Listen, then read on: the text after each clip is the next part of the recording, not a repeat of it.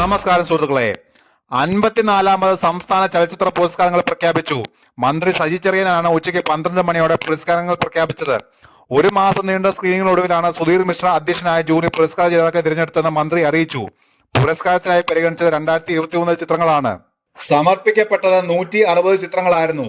ഇതിൽ നിന്ന് 38 സിനിമകൾ ഷോർട്ട് ലിസ്റ്റ് ചെയ്തു. അന്തിമ പട്ടികയിലെ 28 ചിത്രങ്ങളും നവാഗത സംവിധായകരുടെ ആയിരുന്നു എന്നത് പ്രശംസനീയമാണെന്ന് മന്ത്രി സജി ചെറിയാൻ പ്രതികരിച്ചു.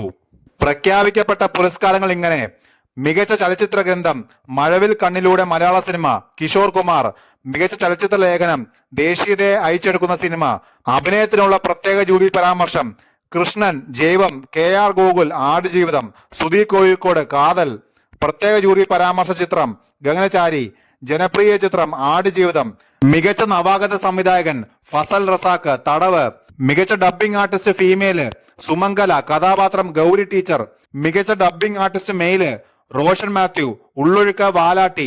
വസ്ത്രാലങ്കാരം ഫെമിന ജബ്ബാർ. മികച്ച മേക്കപ്പ് മാൻ രഞ്ജിത്ത് അമ്പാടി ആടുജീവിതം. നൃത്ത സംവിധാനം ജിഷ്ണു, സുലേഖ മൻസിൽ. മികച്ച പിന്നണി ഗായിക ആൻ ആമി, പാച്ചുവും അത്ഭുത വിളക്കും.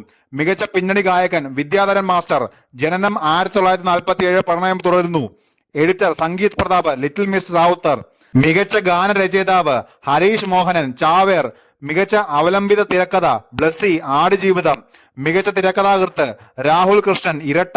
മികച്ച ഛായാഗ്രാഹകൻ സുനിൽ KS, ആടുജീവിതം. മികച്ച കഥാകൃത്ത് ആദർശ് സുകുമാരൻ, കാതൽ.